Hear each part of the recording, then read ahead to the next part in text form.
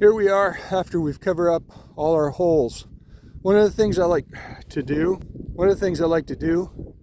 during the flood is walk the flats so that I can see how clams react, and after the peak of the low tide, when the water's flooding back in, that's the best time to hunt for gooey duck. You most probably won't be able to dig them because there won't be enough time, but if you flag them for the next time, you'll know where they are. I've managed to do that a couple of times. Gooey duck are difficult to find because they're heavily fished, and they have a tendency to live in the deeper water where people can't get to them. But one of the nice things about walking the flood is you get to see what kind of sea life is out there. I'll show you one of the things. This here is a moon snail. You can't eat, you can eat them, but you can't take them in Northern California. I'm north of San Francisco here, and they're a really cool species. If you uncover them, be sure to bury them back. Now, as I'm walking along, I'm seeing all the clams are poking their heads out so that they can get ready for the flood tide. They're hungry, they haven't eaten for a while, and they're all just sitting here. If you have trouble finding clams, this is the time to locate them, because they are everywhere. These are all gapers. You can actually see them moving. That's a little bitty baby gaper.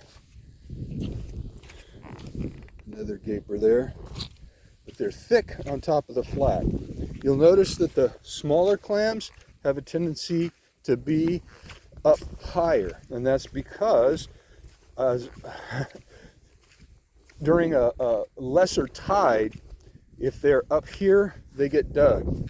That's a gaper right there that's already dove down. You can see that gaper's underwater right there. And if we poke him with our finger, he'll go down. Gapers oftentimes have seaweed connected to their outside, the husk. And that is a dead giveaway that you're dealing with a gaper. That right there is a Washington. That is a Washington. That's the tip of its siphon, so you can actually see it sticking out of the water. That's a gaper right there. That's a Washington show, but he hasn't stuck his nose out. This is a Washington as well, that just barely is showing the tip. Another gaper.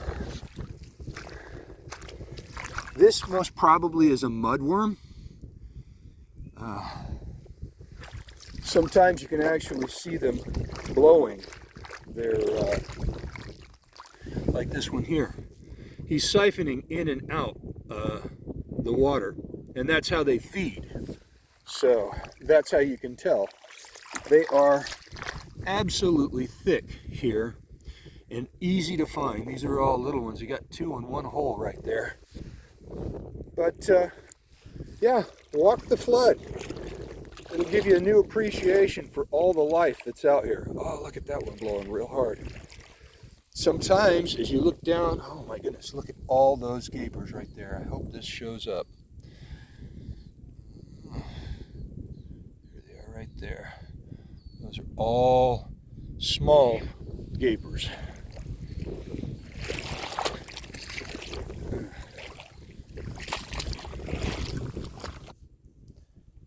So walk in the flood and you'll see this seaweed come off, and that right there is a pretty good size gaper. That's a 3-finger gaper right there.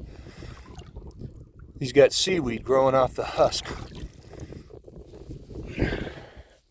If you're walking the flood, those flags come in handy if you're clamming 2 days in a row so that you can mark the big ones.